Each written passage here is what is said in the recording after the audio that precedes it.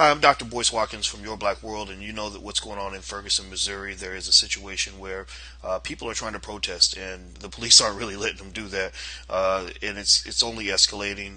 Last night there was one person shot, 7 people injured, tear gas being thrown everywhere, misleading information going in every other direction. So I had the opportunity to. I know many of you know about Ken Williams, a former police officer I speak to on a regular basis. Well, he said, you need to know about this brother that I know who's on the ground. His name is Alex Salazar, and Alex is a former LAPD officer. He worked on the force for 9 years. He's seen a lot, and he's very forthcoming about the experience that he had, as well as how the experience affected him, how it made him do things that he's not necessarily proud of right now. But right now he's an outstanding citizen in my mind, because he's out there on the front lines in Ferguson. He's been a private investigator for 15 years, fighting on social justice cases, and just really doing good things for the world. So I want to ask Mr. Salazar, how you doing today, brother? Great. Thank you very much, Dr. Watkins. Well, you're welcome, man. Thank you. I'm so glad you're here. So, okay, so I guess we'll start with the basics. Okay, so you're right there in Ferguson. How long you been there, and what's it been like? Well, I've been here for approximately 2 days. Last night was a very interesting night. Previously, as you mentioned, I was a police officer. I was in the Rodney King riots. I participated in that as a law enforcement officer, watching the city of Los Angeles go up into flames.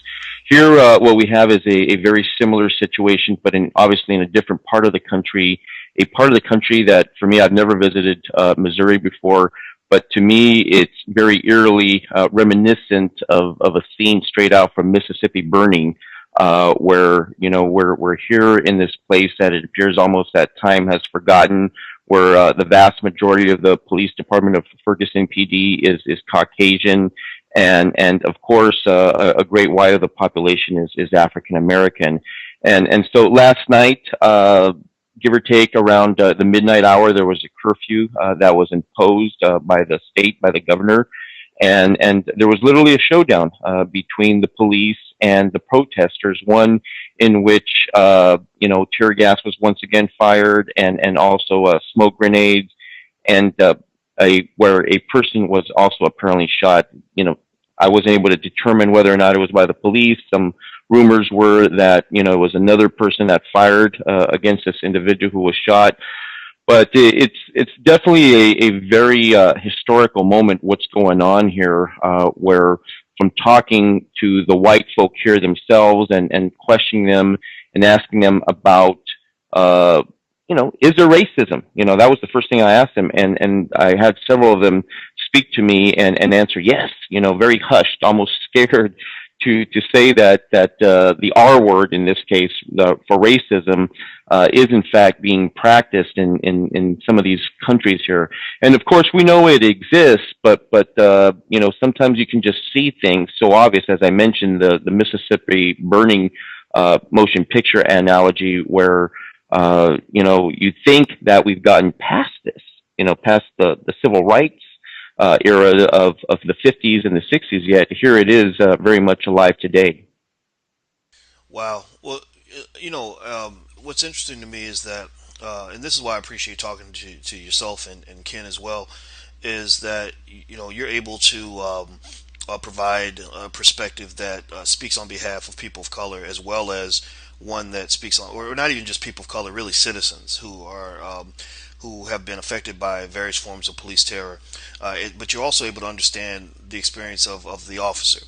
And I don't know how other people feel about this, but I think that is important, not so much as an excuse for egregious behavior, but really more so an explanation.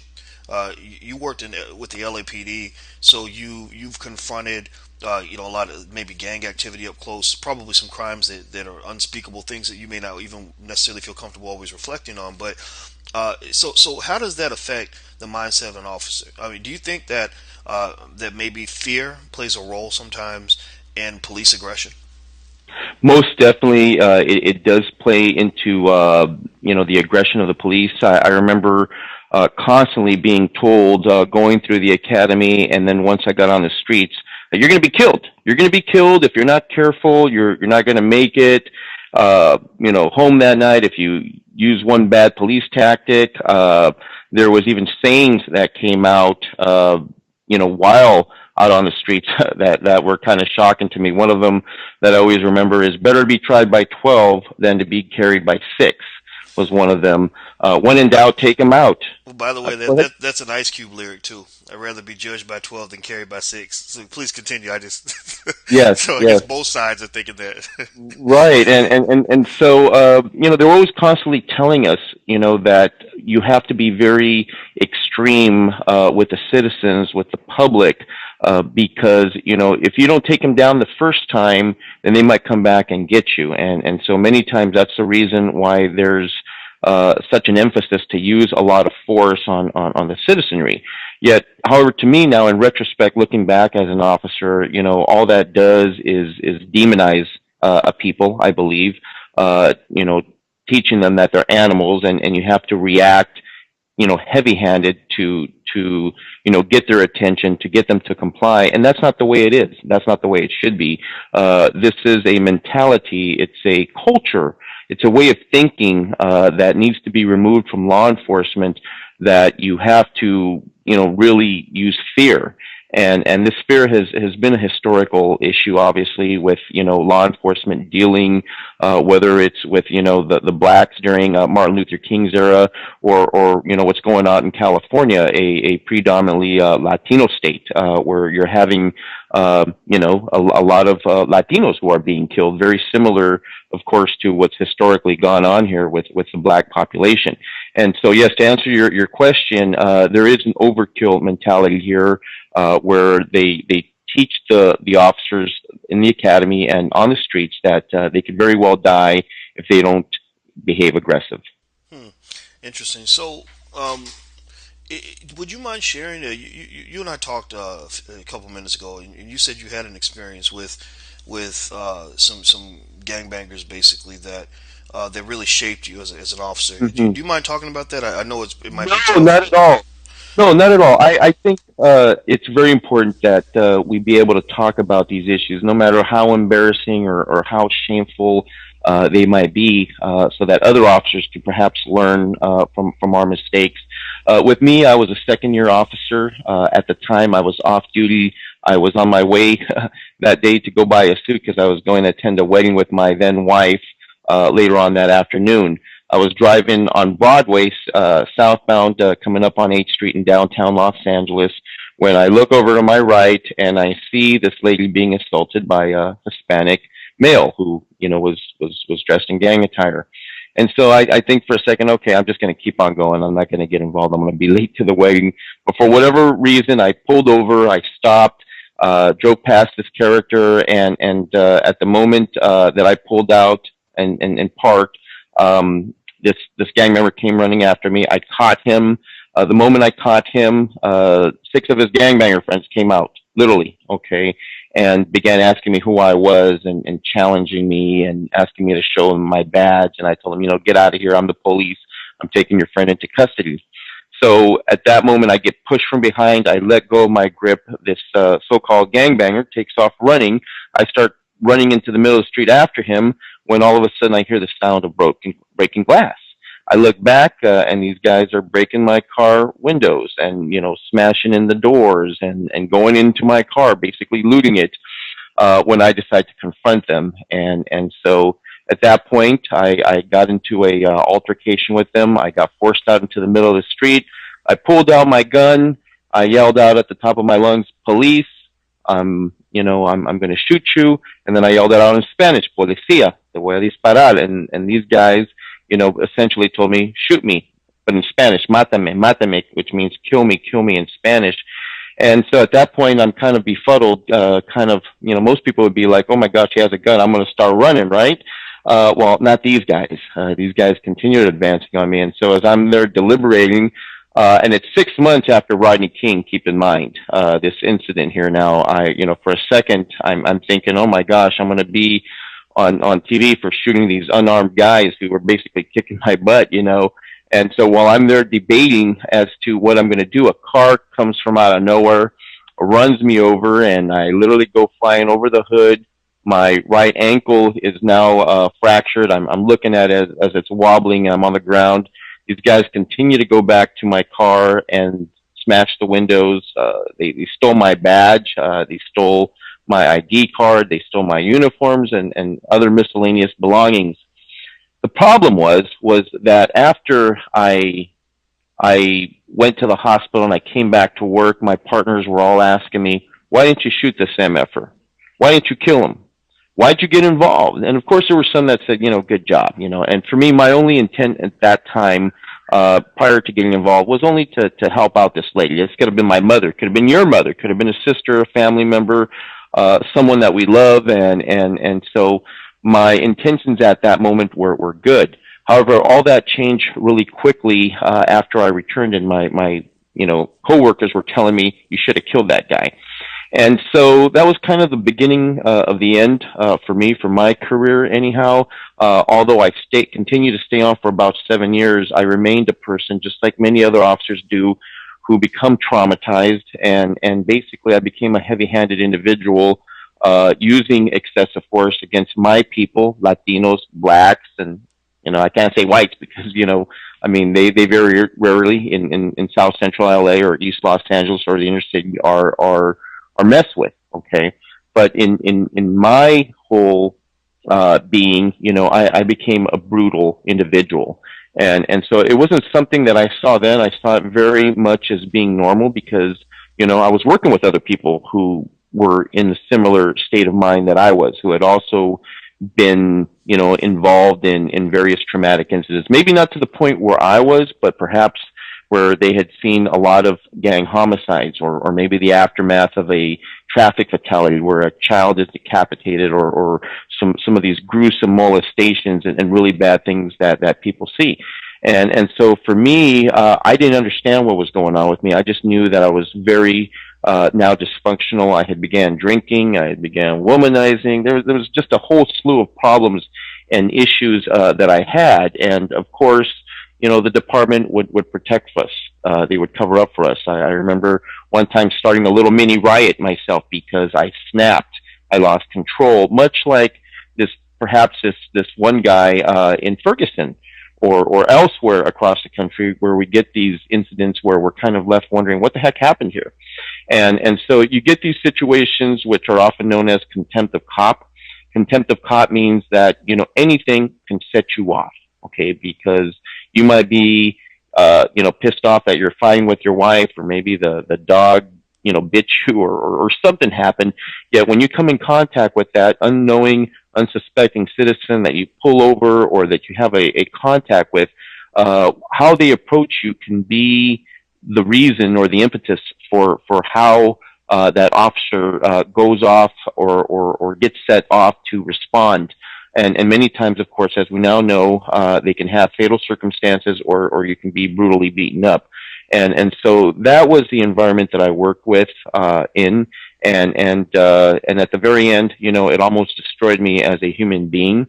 I left the department and I began on a personal quest to kind of try to find out what the heck happened to me. I didn't sign up for this. I had wanted to be a good police officer. I had an image of how a good police officer should be. I had watched, the programs of Adam 12 and Dragnet. Of course, I know they weren't realistic, but still, you want to be one of the good guys, and that's what I want to be. However, I ended up becoming a monster. I worked with several officers who were implicated during the Rampart scandal. Perhaps you remember the Rampart scandal that became famous because of the Academy Award winning character that Denzel Washington played I'm sorry, Alonzo Harris in the movie Training Day.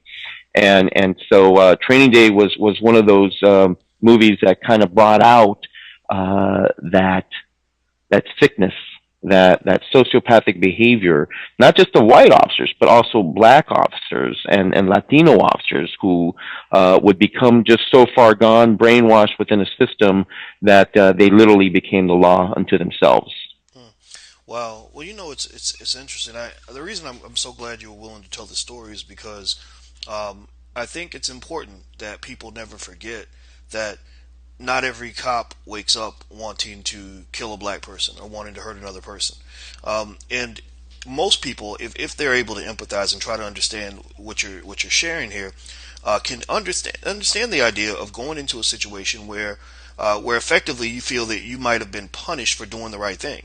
You know, as you mentioned, I knew a lot of cops. You know, because my dad was on the force 25 years, Hmm. and I knew a lot of angry cops, and I knew a lot of guys who would have shot that guy in that situation, or who would have said exactly what you said. You should have shot the MF, or you know, I remember you know, the mother of one of my friends who was on the force, his mother said, "I don't care who you got to kill to make sure you come home that night, There you go. because they're going to come home, right?" And I'm sure you've heard that as Mm. well, you know. And Yes. so again, this is not excuse anything, right? You know, but it provides that explanation. I think that context is important because you get Hmm. people that just think that it's simple, that there are just evil people and there are good people. Well, sometimes evil people start off as good people and they become evil depending on how they process what they went through. You know, Correct. when Malcolm X saw his whole family get murdered by whites, there's no reason in the world for him to appreciate anything a white person could ever do in his life. You know, Amen.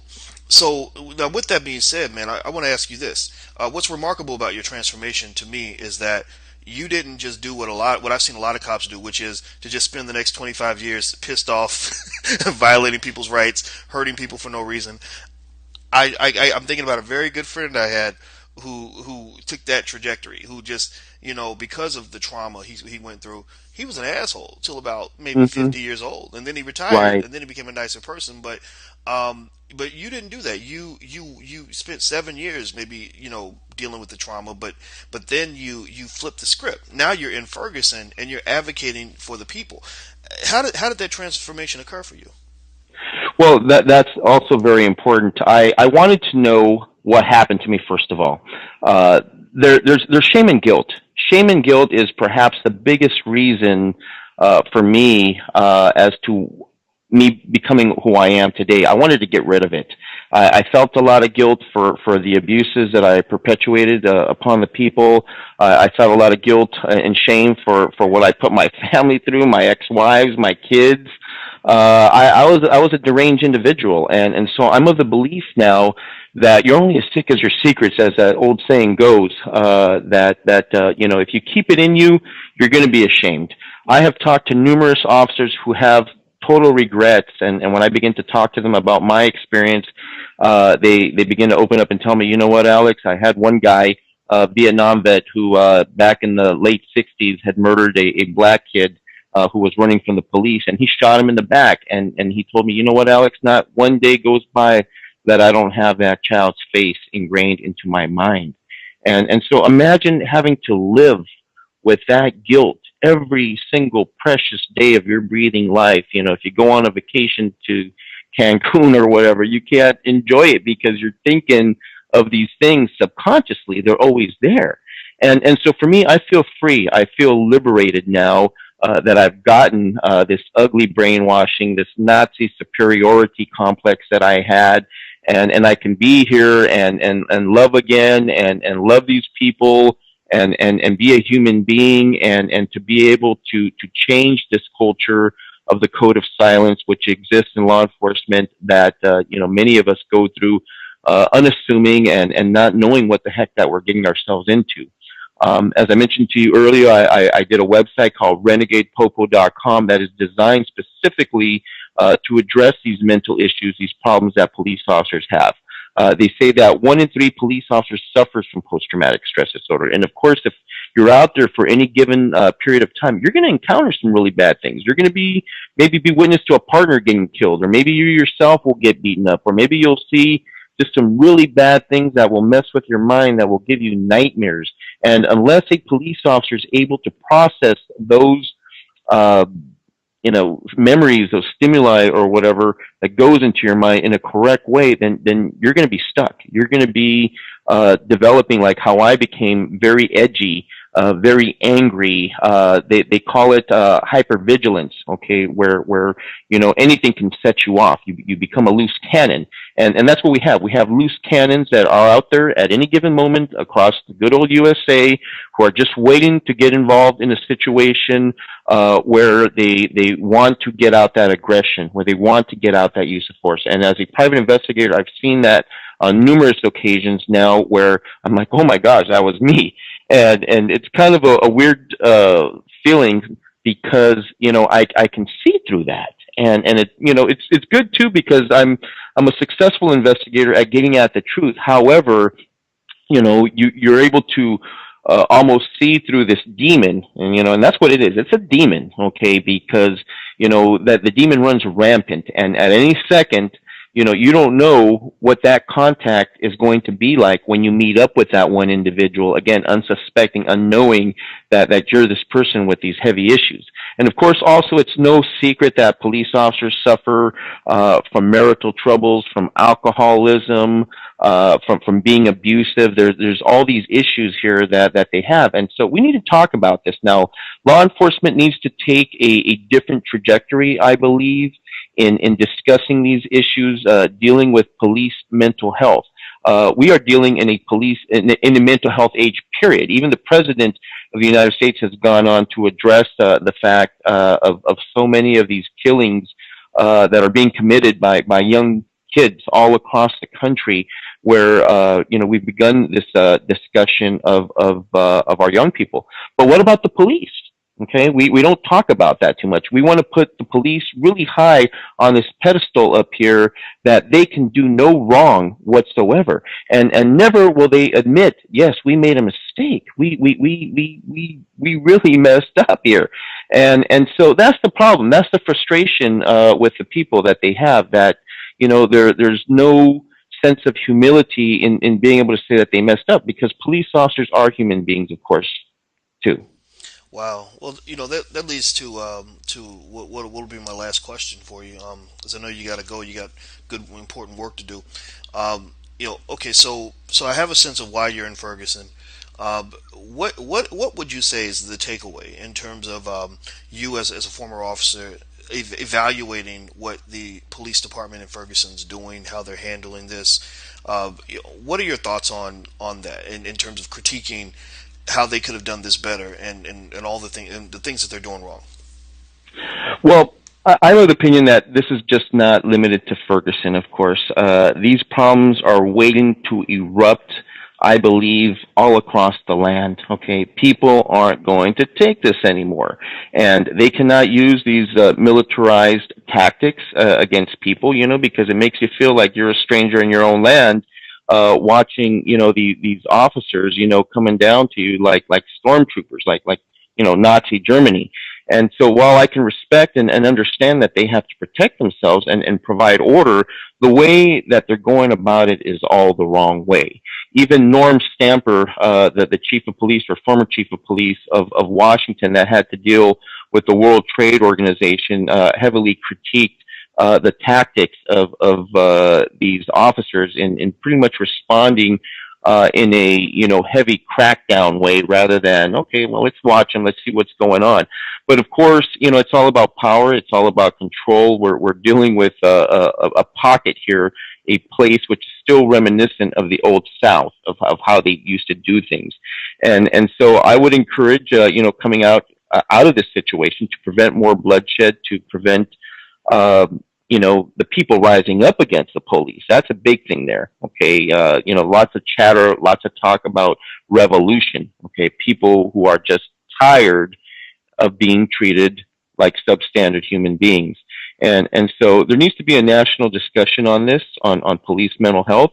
We also need to talk, and I know you specialize in this quite a bit here, Dr. Watkins, is about racism.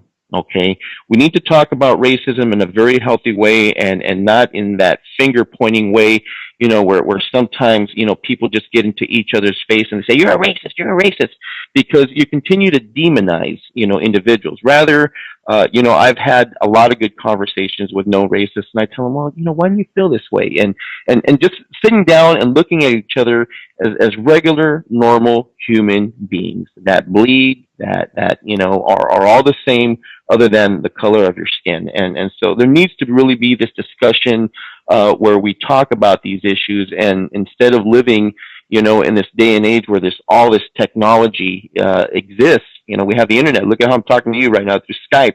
Yet we have this caveman mentality, just so antiquated that you would never think, that we're living in such a enlightened technological time period as we are now. So I think that if we're to be able to coexist, or to continue on to the future, and not to have God, help us, another civil war or something crazy, we need to talk about this issue of racism and the police in this country.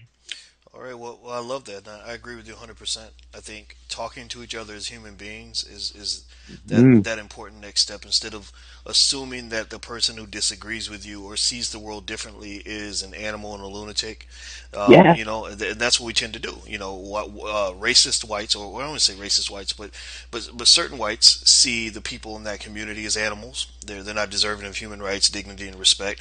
And then you also have people of color who see the white man who says something racist as this horrible person who is unredeemed by anything else he does in the world. No matter how many good things you've done, the fact that you said something that offended me makes you automatically a horrible person. And Correct. I learned to understand that a little more when I started to try to come to grips with sexism. As a man, Mm, you're no longer oppressed. You're part of the quote unquote dominant culture, if you will. And I remember once being accused of being sexist, and I tried to understand it, because I have daughters, and I said, man, I don't want to be a sexist. I love my daughters. I want to be a good man. mm, But sexism is so deeply permeated into how we think and all that right. I had to go through and try to pull it out. And I remember I had a couple reactions. I had some women that were just, maybe hardened feminists that were like, "You're horrible. You're evil. You're Mhm. unworthy. You suck." Blah blah. Yes. Blah. And it made me feel bad. It hurt my feelings. It was like, Right. wait a minute. I've tried so hard to be helpful to women, starting with my daughters, but women everywhere, that it was kind of hurtful to say, man, like, am I a monster? But here's the cool thing that happened. I had another friend who was an equally committed feminist who called me up on the Hmm. phone and said, Boyce, let me talk to you and explain why they feel this way. Let me explain what you did wrong. But let's understand each other. And I remember the conversation was 3 hours long, and it was the best conversation. It made me want to be a better person in every way. Right. And I think that that's the kind of conversation we need to have when it comes to race. We can't have this finger pointing, I hate you, you suck, you need to die Right. mentality. It doesn't work. Right. Right. And Dr. Watkins, I just wanted to say to you, you hit the nail on the head with your openness and your willingness to engage in what they call self introspection. In other words, looking at yourself as a human being, at the ugly, at the good, the bad, and the ugly, as they say. That's what took me to change to where I am today. I had to acknowledge, I had these issues. First of all, okay, that I myself became racist towards my own people, and sometimes, we get on that arrogant high horse, where no one can tell us anything. I'm right, you're wrong, as you mentioned. And so that's the key here. It's really being able to admit that you're wrong, without the finger pointing, without the shaming, and to deal with these issues as they are. And so I applaud you for that, and also for having a great investigator like Ken Williams to be on there. He's just an amazing person. I haven't known him for too long, but just brilliant guy, and also has a heart of gold too with what he's doing out here. So I just wanted to, give him thanks here too, because he's teaching me so much. And again, we can't do this by ourselves. We want to. My goal is to start a foundation here in the coming months of whistleblowers, former police officers who are going to come forward, and who are going to be able to confront these agencies and saying, you know what, you're wrong. Okay, you're absolutely wrong in what you're doing, how you're covering this up, and more or less. Okay. All right. So please continue. We got cut off a little bit, but we're right back in. Okay. Uh, as I was saying, this needs to be a time of learning. We are in the year 2014. We've come so far from the time period when, Martin Luther King and other great people, marched to fight and to actually give their lives, only to have this happening here still today.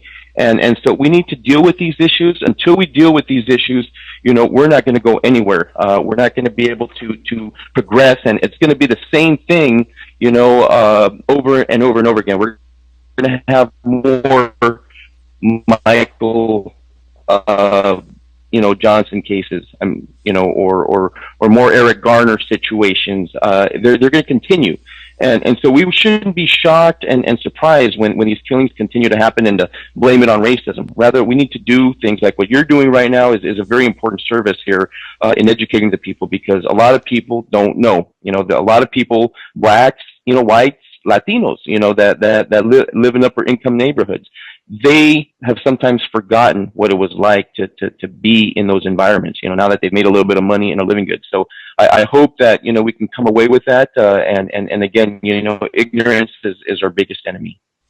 Absolutely. Well, I'm enlightened after talking to you, and I feel like this was a transformative conversation for me.